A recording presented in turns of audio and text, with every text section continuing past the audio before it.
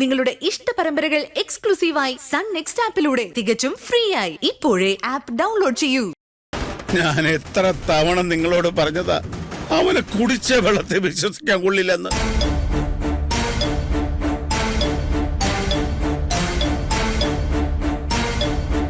സ്വന്തം കുടുംബത്തിന് ഉപകാരപ്പെടാത്ത ഒരുത്തിനെ സ്വന്തം മോളെ എങ്ങനെയാണ് നിനക്ക് വിശ്വസിച്ച് ഏൽപ്പിക്കാൻ തോന്നിയത്? ഇനി ഇവളുടെ ഭാവി എന്താകുമോ എന്നും. നീ കാരണം നമ്മുടെ കുടുംബം നശിപ്പിച്ചു. അമ്മാവാ മതി, അമ്മായിക്കൊരു അബദ്ധം പറ്റിയതല്ലേ, സാരമില്ല. സാരമില്ലെന്നോ? ഇവരെ ഇവിടുന്ന് പുറത്താക്കാ വേണ്ടത്. മോളെ, നീ അങ്ങനെയൊന്നും പറയല്ലേ. ഇവരെ ചതിച്ചത് നമ്മുടെ ചേട്ടനാ. ഇവരുടെ കാര്യങ്ങളൊക്കെ നോക്കാനുള്ള ഉത്തരവാദിത്വം നമുക്കുണ്ട്. അമ്മായി വിഷമിക്കണ്ട, നമുക്ക് എന്തെങ്കിലും വഴി ഉണ്ടാക്കാം. മോളെ, അവൻ പോകുന്നതിന് മുമ്പ് വലിയൊരു ചതി കൂടെ ചെയ്തിട്ടാ പോയത്. എന്ത് ചതി?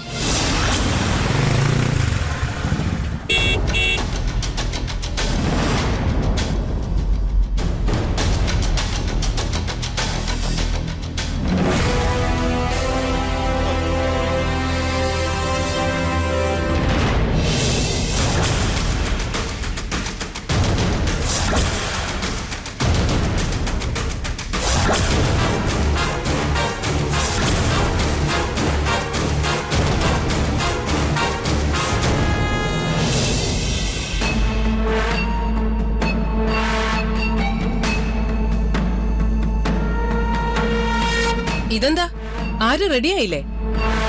ബാഗെങ്കിലും പാക്ക് ചെയ്യായിരുന്നു. എന്തിനാ? ഇവരോടൊന്നും പറഞ്ഞില്ലേ ശോഭനെ?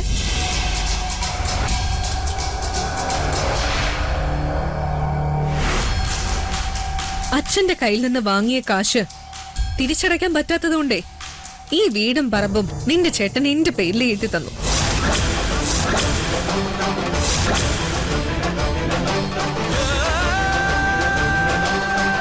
എഴുതി തന്നിട്ട് കുറെ ദിവസമായി.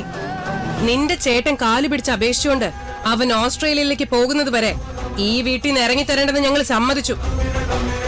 ഇപ്പൊ അവൻ പോയല്ലോ, ഇനി ഇറങ്ങി തന്നേ പറ്റൂ. മാഡം, ഇത്ര പെട്ടെന്നൊരു തീരുമാനം എടുക്കരുത്. ഗോപാൽജി തന്ന കാശ് ഞാൻ തിരിച്ചടയ്ക്കാം. ഈ വീട് ഞങ്ങൾക്ക് തിരിച്ചു തരണം. അങ്ങനെ കാശ് തന്നെ തിരിച്ചു വാങ്ങാനേ ഈ വീട് പണയം വെച്ചിട്ടുള്ളതല്ല. ഞാൻ കാശ് കൊടുത്ത് വാങ്ങിയ എന്റെ സ്വന്തം പ്രോപ്പർട്ടിയാ. ഇത് ഞാൻ ഇഷ്ടമുള്ളതുപോലെ ഉപയോഗിക്കും.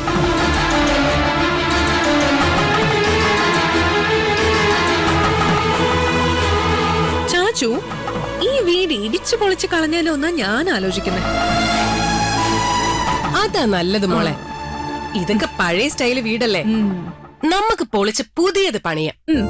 ദയവ് ചെയ്ത് പഴയ വൈരാഗ്യം മനസ്സിൽ വെച്ച് പെരുമാറരുത്. നിങ്ങളുടെ കാശ് ഞാൻ തിരിച്ചടച്ചോളാം. ഞങ്ങളുടെ അച്ഛന്റെ അമ്മയുടെ ഓർമ്മയായിട്ട് ഈ വീട് മാത്രമേ ബാക്കിയുള്ളൂ. അത് നശിപ്പിക്കരുത്. നശിപ്പിക്കും. നിനക്ക് വേണ്ടപ്പെട്ടതെല്ലാം ഞാൻ നശിപ്പിക്കും. എന്നാലേ ഞാൻ അനുഭവിക്കുന്ന വേദന നീ മനസ്സിലാക്കുള്ളൂ.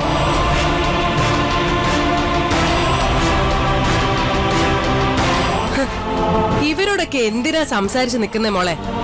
ചന്ദ്ര, ഇവരുടെ സാധനങ്ങളൊക്കെ എടുത്ത് പുറത്തിട്.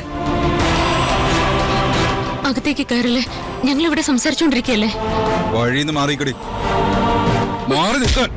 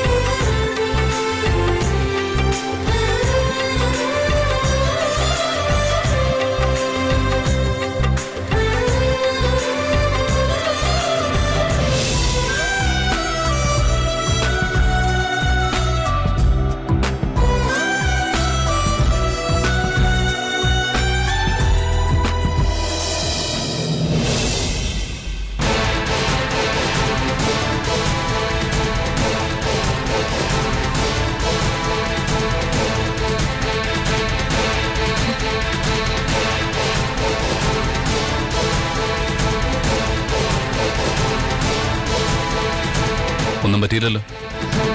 ഇല്ല.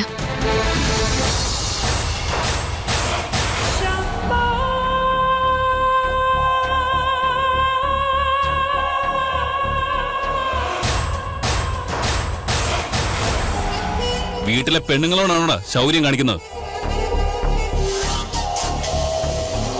ഈ കൈ കൊണ്ടല്ലേ നീ ഇവളെ തള്ളിയത്? ദാ, ജീവൻ വേണമെങ്കിൽ പൊയ്ക്കോടുന്നു. ഗിരി, ഈ വീടിപ്പോ ഗോപാലേട്ടൻ ശാലിനിയുടെ പേര് വാങ്ങിക്കഴിഞ്ഞു. വെറുതെ ഇവിടെ നിന്ന് പ്രശ്നം ഉണ്ടാക്കരുത്. അത് ഗോപാലേട്ടൻ ഇഷ്ടപ്പെടില്ല. എന്താ നിന്റെ ഭാര്യയ്ക്ക് വേണ്ടി നീ എന്റെ അച്ഛനെ എതിർക്കുവോ? ഇന്നേ വരെ ഗോപാൽജിയോട് ഞാൻ നെറുകേട് കാണിച്ചിട്ടില്ല. ഈ സ്ഥലം നിങ്ങൾക്ക് അവകാശപ്പെട്ടതാണെന്ന് ഞാൻ സമ്മതിച്ചു. പക്ഷേ ഒരു സുപ്രഭാതത്തിൽ പെട്ടെന്ന് വന്ന് ഇവരോട് ഒഴിഞ്ഞു പോകാൻ പറഞ്ഞ അതെങ്ങനെ ശരിയാവും? പെട്ടെന്നൊന്നും അല്ല മാറാൻ പറയുന്നത്. ഈ സ്ഥലത്തിന്റെ രജിസ്ട്രേഷൻ കഴിഞ്ഞിട്ട് 1 മാസമായി. ഞങ്ങൾ അതിനെക്കുറിച്ചൊന്നും അറിഞ്ഞിട്ടില്ല. അത് ഞങ്ങളോട് പറഞ്ഞിട്ട് കാര്യമില്ല.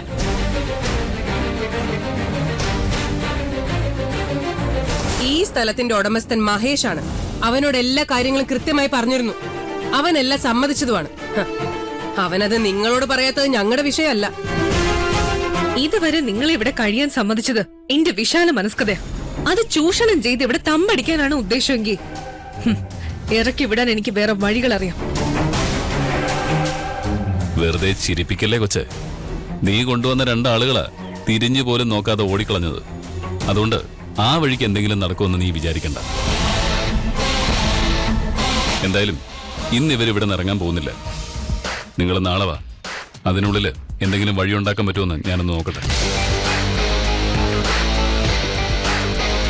പിന്നെ രാത്രി ഇവരെ ബുദ്ധിമുട്ടിക്കാൻ ആരെങ്കിലും ഇങ്ങോട്ട് അയച്ചു എന്ന് ഞാൻ അറിഞ്ഞ നിന്റെ ഹോട്ടലിൽ ഞാൻ തീയിടും.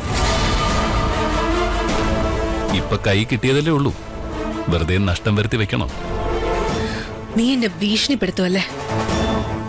കാണിച്ചു തരാന് വാ ചാച്ചു.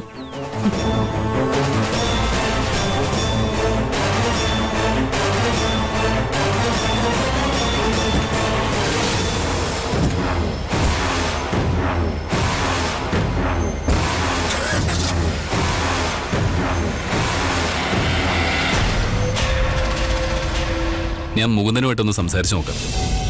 നിയമപരമായിട്ട് എന്തെങ്കിലും ചെയ്യാൻ പറ്റുമെങ്കിൽ നമുക്ക് ചെയ്യാം. നിങ്ങൾ അകത്തേക്ക് ചെല്ലാം.